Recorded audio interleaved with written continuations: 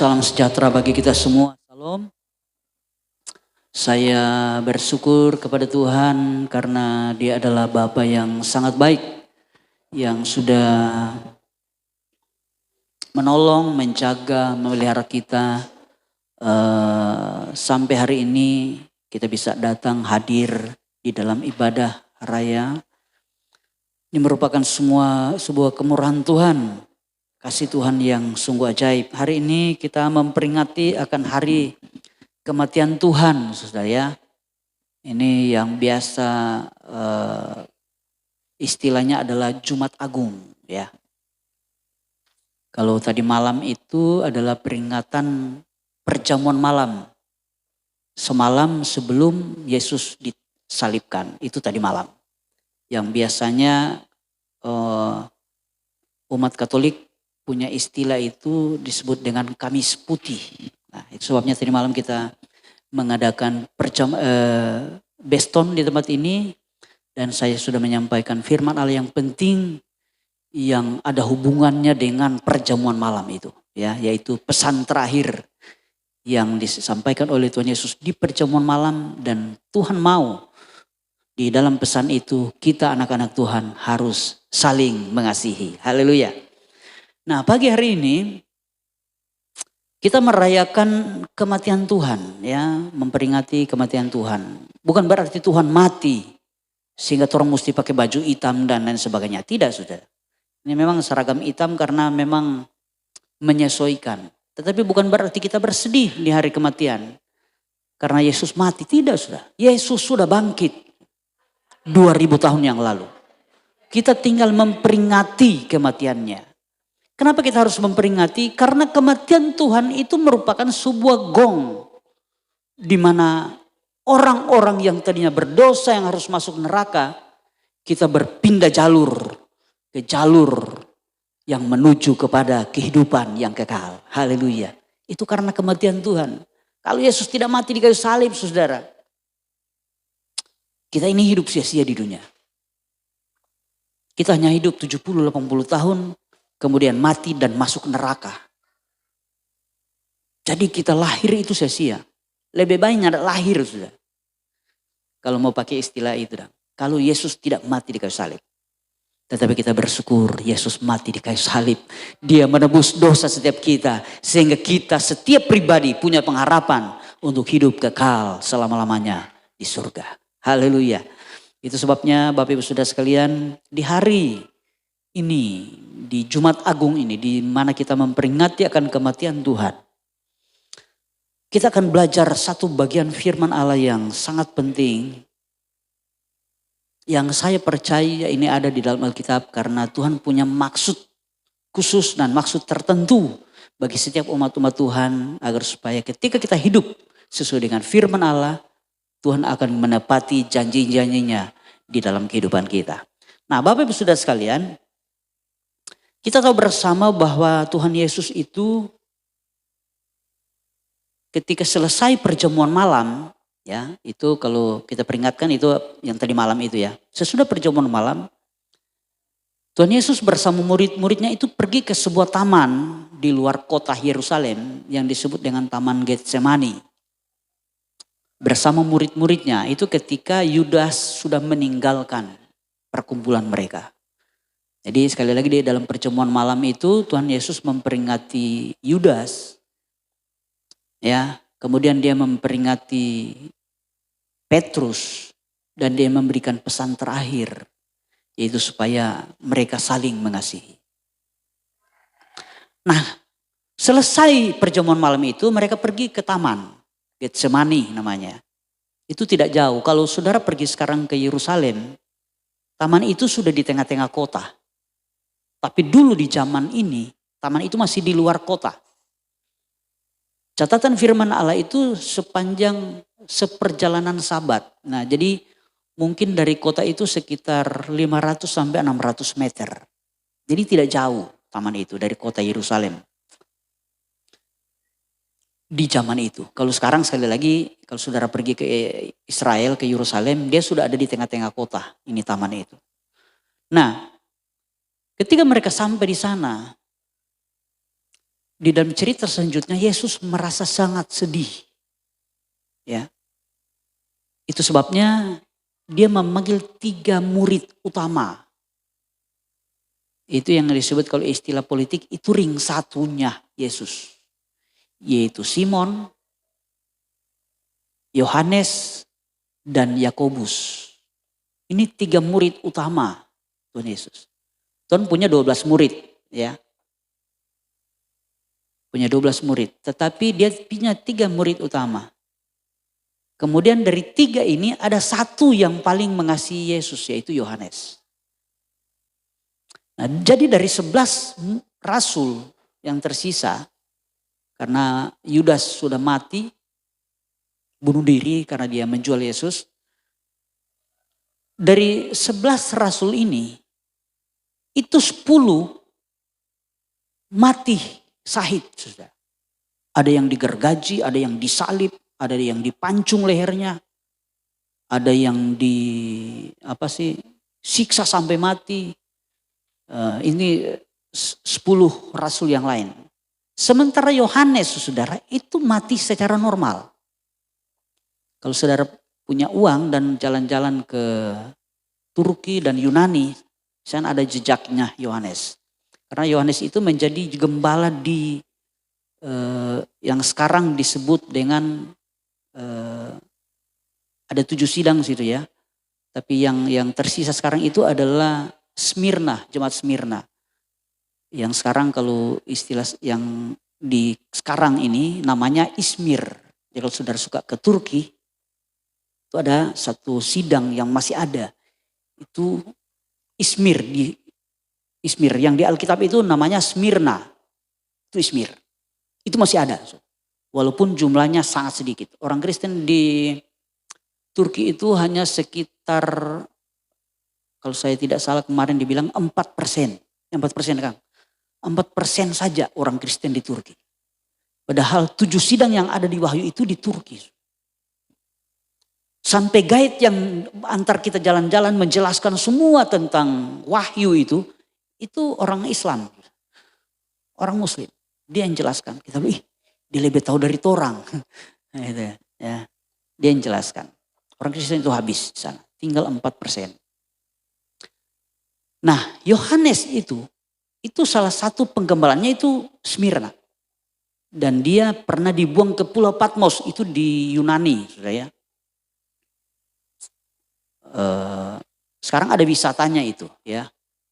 Saya lupa, kalau saya tidak salah dia kurang lebih sekitar 40 juta kalau saudara pengen jalan-jalan ke sana. Itu ada wisata rohaninya. Sehingga di Tesalonika dan di Pulau Patmos ya.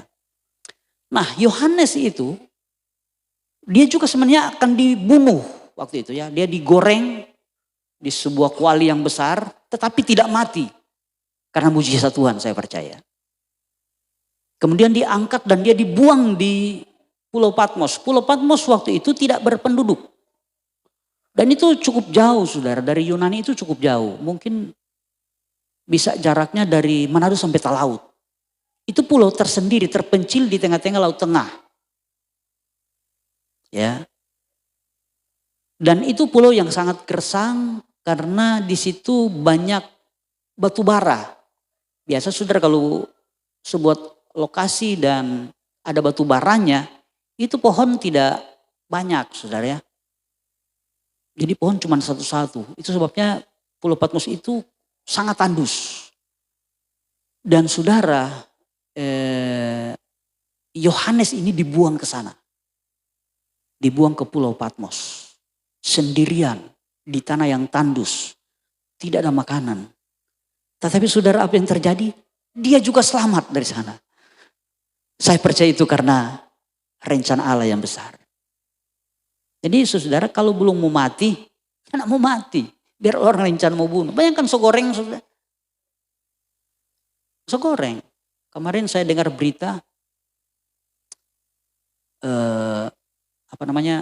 orang kebakaran saudara. Satu keluarga meninggal, 4 orang. Orang Kristen lagi. Saya juga bingung. Bengkel terbakar dan mereka sekeluarga meninggal. Cuman 1 yang selamat. Nah, Yohanes ini sudah digoreng. Nah biasanya saudara minyak ya kalau mau goreng saudara itu berbeda dengan air mendidih. Air mendidih itu dia 100 derajat.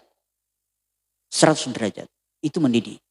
Tapi kalau minyak itu dia mendidih bisa mencapai 250 derajat. Kalau minyak. Jadi minyak mendidih ya itu sama panasnya dengan api. Api kompor biasa. Kompor biasa itu 250 derajat yang saudara suka pakai.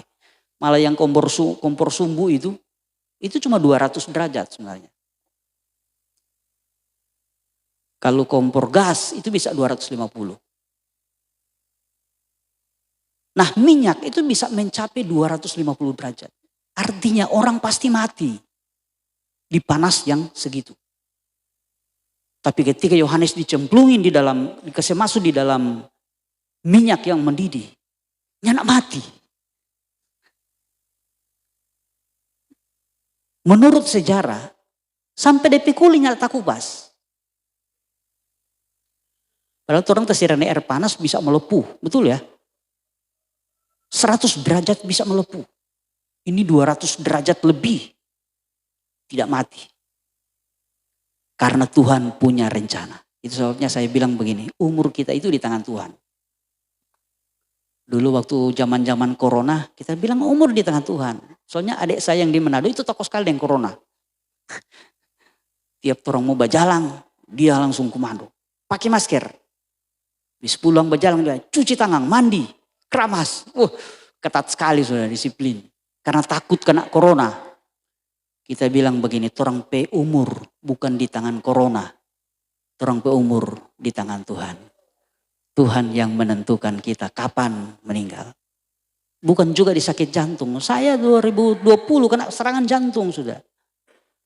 Menurut dokter saya harusnya mati waktu serangan itu. Tetapi sampai saat ini saya sehat. Kenapa? Umur kita di tangan Tuhan. Haleluya. Itu sebabnya mempasrahkan diri kepada Tuhan merupakan hal yang sangat penting. Serahkan dirimu kepada Tuhan. Tuhan yang akan mengatur hidup kita. Yohanes itu seperti itu. Tidak mati sudah. Kemudian diangkat, dibuang di Pulau Patmos. Patmos itu sangat tandus. Tidak ada makanan mungkin di sana. Mungkin kalau dia mau makan dia cuma jaga cari-cari. Kalau rupa zaman dulu di Lirong cari maruga di pinggir pasir. Kau makan manta-manta mungkin ya. Saya tidak tahu karena dia tidak diceritakan di dalam Alkitab. Tetapi dia hidup di sana dan di sanalah Yohanes itu mendapat wahyu dari Tuhan. Dan kita bisa pelajari sampai hari ini. Bagaimana keadaan surga itu ada di wahyu. Apa yang dilakukan di surga. Dan kalau kita masuk di sana apa yang akan kita lakukan itu ada di wahyu. Ditulis. Kenapa? Karena seorang Yohanes mendapat wahyu. Dan akhirnya dia diangkat. Akhirnya dia diselamatkan dan menjadi gembala di Turki sudah ya sekarang ya. Di Asia Kecil waktu itu. Sampai dia meninggal dunia, menurut sejarah mungkin dia meninggal umur 86 tahun. Kurang lebih. Sangat tua, sangat lanjut. Dan dia adalah murid nomor 1 Tuhan Yesus. Haleluya, dia yang bersandar di dada Yesus. Ketika Yesus bercakap-cakap dengan murid-muridnya. Jadi Tuhan Yesus juga punya orang-orang. Murid yang paling dikasihi, kemudian ada 3 besar, dan kemudian ada 12, kemudian ada 70 murid. Kemudian ada murid-murid yang tidak terhingga banyaknya. Nah Tuhan suka mengatur itu. Sejak dulu, sejak dia masih di dunia dia suka mengatur. Itu yang disebut dengan struktur. Itu sebabnya gereja kita, semua gereja itu punya struktur pemerintahannya. Jadi ada pemimpin, kemudian ada struktur-struktur di bawahnya, termasuk di dalam gereja ini. Saya sebagai gembala, tetapi ada saudara-saudara sebagai pemegang struktur, pemimpin, pemegang struktur, ketua-ketua ya, ketua Pelprap, ketua Pelwap, Pelprip, ketua Pelnap, ya, ketua rayon. Itu struktur dan Tuhan suka bekerja dengan struktur. Itu sebabnya saudara ketika kita berjemaat, kita harus belajar untuk menjadi pribadi yang teratur. Karena Tuhan suka yang teratur. Dia buat struktur di dalam pelayanannya. Karena dia mau supaya jemaat yang dipimpin, murid-murid yang dipimpin itu teratur semuanya. Tidak ada yang seenaknya, tidak. Semua dengan aturan-aturan. Dan semua itu ditentukan oleh Tuhan. Memang secara manusia kelihatannya sama dengan manusia yang tentukan. Tapi sebenarnya tidak, sudah. Itu semua Tuhan yang atur. Seperti kemarin kita memilih ketua umum GPDI. Secara manusia ini utusan-utusan gembala-gembala yang majelis daerah yang memilih. Tapi sebenarnya secara rohani itu Tuhan yang pilih. Tuhan yang tentukan. Kemudian ketika pemimpin melantik gembala-gembala. Itu kelihatannya manusia. Majelis daerah yang lantik para gembala di sidang-sidang. Tapi sebenarnya itu tidak. Itu sebenarnya Tuhan yang atur. Tuhan yang menentukan gembala-gembala di setiap sidang. Begitu juga ketika gembala melantik ketua-ketua wadah, ketua divisi, ketua departemen dan lain sebagainya di dalam sebuah gereja. Itu kelihatannya kan gembala yang itu. Padahal sebenarnya tidak, saudara. Itu Tuhan yang atur semua. Kenapa Tuhan mau anak-anaknya itu hidup teratur? Haleluya. Karena memang Tuhan ketika menciptakan alam semesta ini sangat teratur. Salah satu contoh matahari. Matahari selalu terbit dari sebelah timur. Tidak pernah dia tiba-tiba terbit dari barat atau terbit dari utara. Tidak ada. Sudah. Matahari selalu terbit dari timur. Sangat teratur setiap hari. Bahkan dia tidak pernah terlambat jam, sudah. Tidak tiba-tiba matahari dia muncul jam 12 siang baru dia muncul. Pagi dan dia cepat-cepat naik. Nyanda sudah. Jam 6 dia sudah muncul, dia sudah nongol di sebelah timur. Sangat teratur. Bahkan ada sebuah penelitian dulu, waktu mereka meneliti tentang planet-planet ini yang beredar mengelilingi matahari. Mereka lihat sangat teratur. Karena kalau tidak teratur, karena masing-masing planet itu punya lintasan. Kalau dia keluar lintasan biar bisa bertabrakan dengan planet-planet yang lain. Jangan jadi kacau nih alam semesta. Gitu ya. Jadi Tuhan suka teratur. Jadi anak-anak Tuhan mari kita belajar untuk menjadi pribadi yang sungguh-sungguh teratur. Haleluya. Jadi Bapak Ibu Saudara sekalian, ketika Tuhan Yesus di Taman Getsemani, dia berdoa.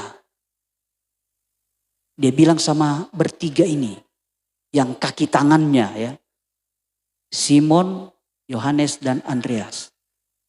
Tidur, tunggu di sini, berjaga-jaga dengan aku, berdoa. Saya akan berdoa di sana. Ketika Tuhan Yesus berdoa, pas dia balik, tak tidur don 3. Tasono. Tuhan Yesus bilang pada orang, tidak bisa kamu bertahan 1 jam saja. Mereka bangun, berdoa. Yesus pergi berdoa, balik kemarin, tidur lagi. Akhirnya Tuhan Yesus bilang, memang roh penurut, mar daging lemah. Nah, gitu. Jadi Tuhan Yesus juga mengerti dengan kelemahan kita. Tetapi yang paling penting adalah kita harus belajar untuk berusaha, ya, untuk melakukan kehendak Tuhan. Sama dengan Simon ini dan teman-temannya. Tuhan berkehendak, mereka harus berdoa, tetapi karena lemah, akhirnya mereka tidur, bukan berdoa. Tetapi Tuhan juga akhirnya mengerti kelemahan mereka. Itu sebabnya ketika Tuhan Yesus sudah bangkit dan dia tanya sama Petrus, Simon, Simon, apakah engkau mengasihi aku lebih dari mereka semua ini? Petrus bilang, ya saya mengasihi engkau. Kalau sudah baca dalam bahasa asli itu, pertanyaan pertama dia pakai agapao. Ya, agapao. Apakah engkau mengasihi? Mengasihi itu pakai kata agapao. Itu kasih Allah. Petrus jawab dengan phileo. Ya, kalau sudah baca di bahasa asli. Pertanyaan kedua juga sama. Tuhan tanya dengan pakai kata agapao. Petrus jawab dengan phileo. Tetapi pertanyaan ketiga, Tuhan tidak pakai kata agapao lagi. Tapi Tuhan pakai kata phileo. Dan Petrus menangis. Kemudian dia jawab, ya. Dia jawab juga dengan phileo. Saya mengasihi engkau. Artinya apa? Tuhan kita itu punya standar yang tinggi. Tetapi dia penuh kasih. Dia tahu keberadaan kita, dia tahu kelemahan kita. Itu sebabnya kalau pakai istilah kerukunan, saudara. Kerukunan itu punya satu istilah yang paling populer yaitu toleransi. Tuhan juga punya toleransi. Itu sebabnya anak-anak Tuhan tidak boleh saling menghakimi. Karena Tuhan aja pakai toleransi, gitu ya. Nah, ketika Yesus selesai berdoa, tiba-tiba Yudas dan teman-temannya datang dan menangkap Yesus. Ketika Yesus ditangkap, murid-muridnya semua cerai-berai, lari. Cuma Petrus ikut dari belakang dari jauh. Sampai di ruang pengadilan, ada 3 orang yang bilang sama Petrus, kamu bersama-sama dengan dia. Dia menyangkal, Petrus menyangkal. Sampai ketiga kali kong ayam berkokok, baru Petrus dapat ingat. Iya kata. Dia cuma nyangkal 3 kali. Ketika dia lihat Yesus, Yesus lihat dia menangis, dia menyesal. Dan dia pulang menangis terseduh-seduh. Jadi ketika Yesus sudah di pengadilan, sampai dia meninggal dunia, semua murid-muridnya itu meninggalkan Yesus. Padahal Simon waktu Yesus peringati, Simon bilang, Tuhan kita rela mati bersama dengan engkau. Menyatakan dia mengasihi. Itu sebabnya ketika Yesus sudah bangkit, Yesus cari Simon. Yesus tanya, apakah engkau mengasihi? Karena Tuhan ragu dengan kasih Simon. Kenapa? Ketika dia sudah mati, ketika dia sudah disalib, ketika dia tidak berdaya lagi, Simon pergi meninggalkan. Itu tanda bahwa dia kurang mengasihi. Makanya Yesus tanya, apakah engkau mengasihi aku? Lebih dari semua yang punya. Lebih dari semua mereka ini. Tuhan cek kasih Simon. Sebabnya pagi hari ini saya percaya Tuhan juga mau ngecek apakah kita mengasihi Tuhan atau tidak. Tuhan mau kita terus mengasihi Tuhan apapun yang terjadi. Mengasihi Tuhan itu sangat penting. Nah itu sebabnya pagi hari ini saya rindu kita akan belajar satu bagian firman Allah. Yang menjelaskan ada 2 tokoh yang benar-benar mengasihi Tuhan. Sebelum saya lanjut, saya rindu kita akan bacakan beberapa ayat di dalam Yohanes pasal 19. Kita akan baca ayat 38 sampai 42. Sekali lagi, Yohanes pasal 19 ayat 38 sampai ayat yang ke-42. Saya rindu kita akan bacakan bergantian ayat-ayat ini. Saya akan membaca ayat 38, Bapak Ibu sudah sekalian membaca ayat 39 dan kita bergantian sampai ayatnya yang ke-42. Ya, saya akan membaca ayat 38 dengan perikop Yesus dikuburkan. Ayat 38 berbunyi demikian. Sesudah itu Yusuf dari Arimatea, ia murid Yesus tetapi sembunyi-sembunyi karena takut kepada orang-orang Yahudi. Meminta kepada Pilatus supaya ia diperbolehkan menurunkan mayat Yesus. Dan Pilatus meluluskan permintaannya itu. Lalu datanglah ia dan menurunkan mayat itu.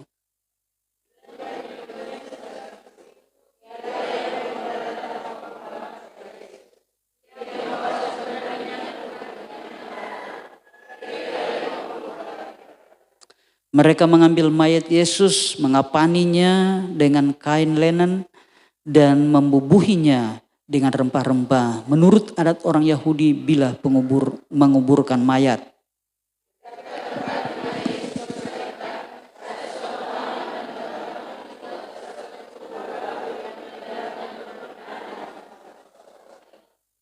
Karena hari itu hari persiapan orang Yahudi, sedang kubur itu tidak jauh letaknya. Maka mereka meletakkan mayat Yesus ke situ. Puji Tuhan, silakan duduk. Bapak Ibu Saudara sekalian, setelah Yesus mati di kayu salib, karena itu adalah hari persiapan Paskah, itu merupakan hari besar bagi orang Yahudi, di mana hari Sabat. Di mana orang Yahudi hari Sabat itu tidak boleh bekerja. Itu sebabnya orang yang disalib menurut aturan orang Yahudi, orang yang disalib, mati disalib itu adalah mati sebagai orang terhina, ya, orang penjahat, kelas kakap, ya, boleh dikatakan seperti itu ya. Itu adalah orang yang hina. Nah, peraturannya begini. Kalau ada orang yang disalib menjelang Sabat, kalau dia masih hidup, ya, belum mati, itu kakinya harus dipatahkan. Tulang-tulangnya itu harus dipatahkan. Supaya ketika mereka tinggalkan disalib, ya, itu orang tidak bisa lari. Itu aturan orang Israel. Jadi harus dipatahkan tulang-tulangnya. Tetapi kalau sudah mati, dia sudah mati, itu boleh diambil oleh keluarganya dan tidak boleh dikubur di kubur yang wajar. Dia harus dikubur di kubur tempat orang-orang berdosa. Karena nanti menajiskan kuburan orang Yahudi. Itu harus dikubur di tempat yang jauh dan tidak boleh dikubur dekat dengan perkampungan orang Yahudi. Atau penguburan orang Yahudi, tidak boleh. Karena itu najis untuk bangsa Israel. Nah, itu sebabnya ketika Yesus sudah hari Sabat, Pilatus memerintahkan berdasarkan usulan dari para imam besar untuk mematahkan kaki-kaki orang-orang yang disalib. Itu sebabnya kedua penjahat itu yang disalibkan di kiri dan kanan Yesus, itu kakinya mereka dipatahkan dan ditinggalkan disalib. Nanti sesudah itu baru mereka kuburkan. Supaya tidak bisa lari lagi. Jadi ketika mereka sudah dipatahkan dan ketika mereka sampai di salib Yesus, mereka lihat, sudah meninggal. Yesus sudah mati. Itu sebabnya mereka tidak mematahkan tulang kakinya. Yang mereka lakukan adalah mereka menombak, menusuk lambung mereka dengan tumbak. Dan keluarlah air dan darah. Ada seorang ahli, seorang kedokteran, peneliti tentang hubungan kematian dengan derajat stres, ya, derajat stres manusia. Dia bilang begini, sebenarnya di lambung itu kalau orang meninggal dalam keadaan yang wajar, dia hanya berisi air, tidak ada darah. Karena darah semua yang normal itu dia berkumpul di jantung, ya, dia masuk ke jantung, itu darah. Itu sebabnya orang mati, biar orang mau potong, sudah tidak ada darah susah. Karena dia balik kumpul di jantung, itu normal. Tetapi orang dalam tingkat stres tertentu ketika dia meninggal, itu darah dia masuk ke lambung. Jadi ada semacam pembuluh darah yang pecah dan akhirnya masuk ke lambung. Itu sebabnya ketika Yesus mereka tumbak di lambungnya dan keluar air dan darah, itu menunjukkan bahwa ketika Yesus mati itu bukan mati biasa. Dia mati dalam penderitaan. Kenapa? Karena dia menanggung dosa kita. Itu sebabnya Tuhan bilang, jangan salibkan Yesus kedua kali. Kasihan Yesus. Artinya jangan kita berbuat dosa lagi. Kalau kita berbuat dosa lagi, itu kita sama dengan menyalibkan Yesus kedua kali. Berarti kita tidak mengasihi Tuhan. Orangnya tidak sayang pada Tuhan. Karena ketika dia mati karena dosa itu sangat menderita. Dia sangat stres. Itu sebabnya mari belajar mengasihi Tuhan. Kasih Tuhan sungguh-sungguh. Jadi ketika mereka dapati Yesus sudah mati sudah. Dan ketahuan dia sudah meninggal. Maka ada satu orang yang bernama Yusuf orang Arimatea. Yusuf dari Arimatea. Dia adalah seorang Sanderhin. Dia adalah kalau di agama Yahudi atau di bangsa Yahudi, dia adalah golongan atas. Pemimpin-pemimpin bangsa. Jadi dia ada semacam majelis. Kalau rupa di Indonesia mungkin MPR. Nah dia ini salah satu anggotanya. Dikatakan tadi kita sudah bacakan, dia juga adalah murid Yesus tetapi sembunyi-sembunyi. Artinya waktu dia baru mengenal Yesus, dia belum sepenuhnya mengasihi Tuhan. Itu sebabnya dia melakukannya pengiringan Tuhan dengan sembunyi-sembunyi. Tidak seperti Petrus, sangat bergairah. Mati kalau mati, saya rela mati demi Tuhan. Itu Petrus. Murid-murid yang lain, kemana Yesus pergi, mereka pergi. Terang-terangan menyatakan kepada bangsa Yahudi, saya ini murid Kristus. Tetapi Yusuf Arimatea ini tidak, sudah. Dia ngikuti Tuhan dengan sembunyi-sembunyi. Tetapi ketika Yesus mati, di saat Yesus tidak berdaya lagi, di saat Yesus tidak melakukan mujizat lagi, di saat Yesus tidak bisa mengadakan pertolongan karena sudah mati, di saat itulah Yusuf Arimatea tampil menjadi penyelamat bagi Yesus. Dia berani menghadap Pilatus. Pilatus itu adalah penguasa, pemegang kekuasaan bangsa Romawi atas bangsa Israel. Waktu itu bangsa Yahudi itu dijajah oleh bangsa Roma. Dan Pilatus penguasanya. Dia berani menghadap Pilatus untuk meminta mayat Yesus. Padahal ini orang disalib. Sebenarnya Yesus, orang yang mati disalib itu tidak boleh kubur di dalam kuburan orang Yahudi. Tidak boleh. Tetapi Yusuf sebagai tokoh orang Yahudi, dia meminta mayat Yesus untuk dikuburkan di kuburnya yang belum pernah dipakai oleh siapapun. Itu sebagai tanda dia menghormati, dia mengasihi Yesus walaupun sudah mati. Ini Yusuf orang Arimatea. Dia berbeda. Berbeda dengan murid-murid yang lain. Murid-murid yang lain ketika Yesus ditangkap mereka lari, ngacir. Simon sampai menyangkal Yesus. Tetapi Yusuf Arimatea dia berani tampil untuk membela Yesus saat Yesus tidak berdaya lagi. Nikodemus sama sudah. Nikodemus ini di dalam Yohanes 3 dikatakan bahwa dia datang juga kepada Yesus tetapi di waktu malam. Nah di zaman ini orang yang suka datang waktu malam itu sama saudara dengan Yusuf. Sembunyi-sembunyi. Tidak mau terang-terangan mengiring Tuhan. Ini Nikodemus sama sudah. Jadi dua orang ini punya karakter yang sama. Tetapi ketika Yesus sudah mati, Nikodemus datang membawa minyak harum. Ini dikatakan dia membawa minyak gaharu, minyak mur dan minyak gaharu.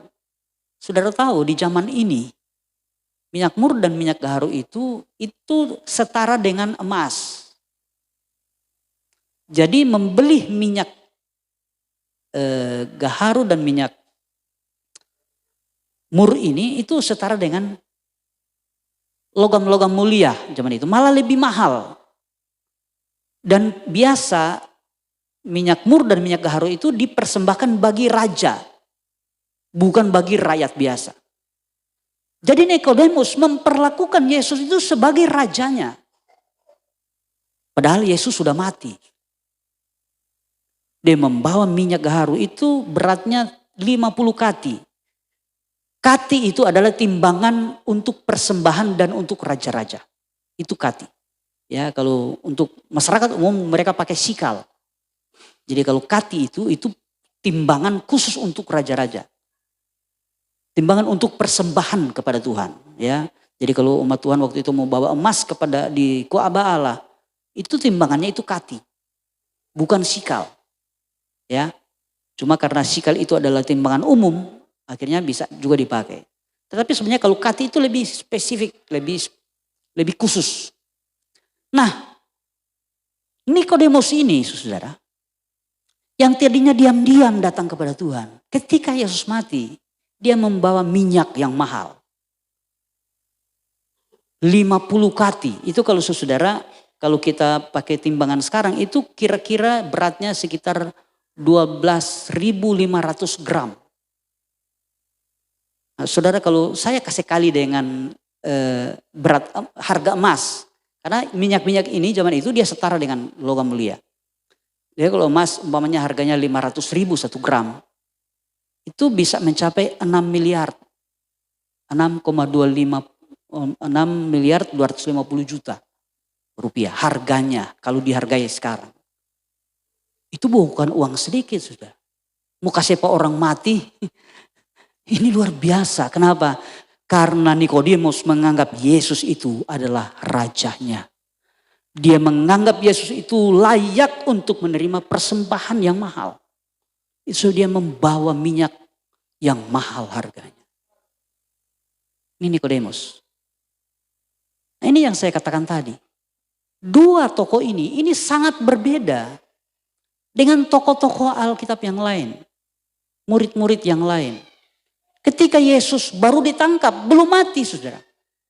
Baru ditangkap, kalau sudah ditangkap kan soalnya tidak berdaya sudah ya. Tapi kan dia masih bisa bikin mujizat. Buktinya ketika Petrus memotong telinga dari Malkus, hamba imam besar. Tuhan ambil telinganya, ditempel lagi dan terjadi mujizat. Sembuh. Baru ditangkap, masih bisa bikin mujizat. Murid-muridnya so ngacir. Apalagi ketika dia sudah mati. Oh memang so langsung pulang. Tetapi dua orang ini, Yusuf dan Nikodemus, mereka datang menyatakan kasihnya kepada Tuhan. Nah saya mau bilang begini.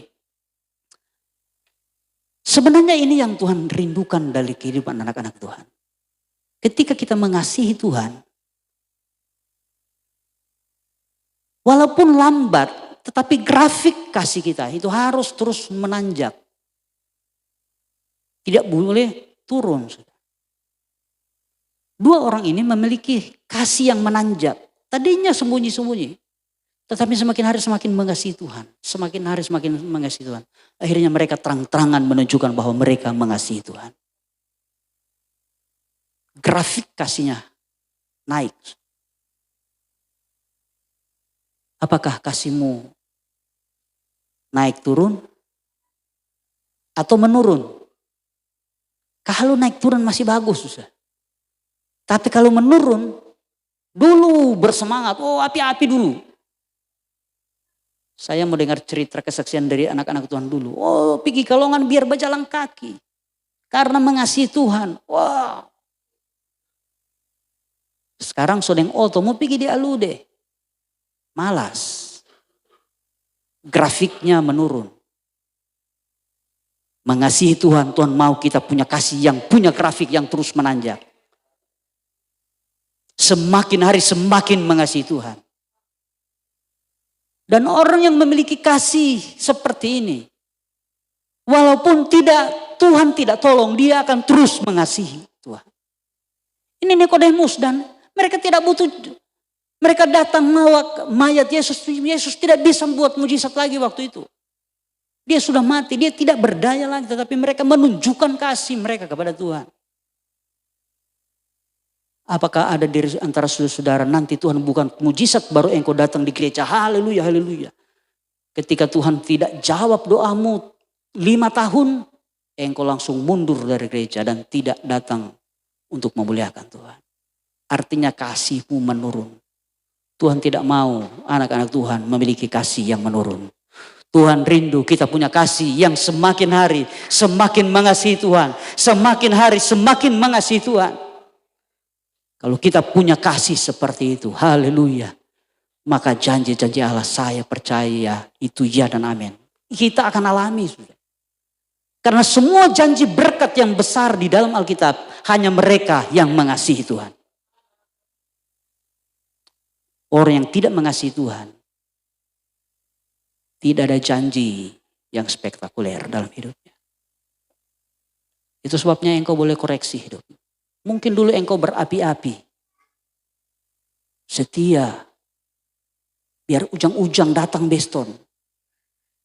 Sekarang engkau boleh cek hari ini. Apakah engkau masih setia? Atau baru rintik-rintik engkau sudah batalkan. Aduh cuma besok kuat, nanti juga hari Minggu.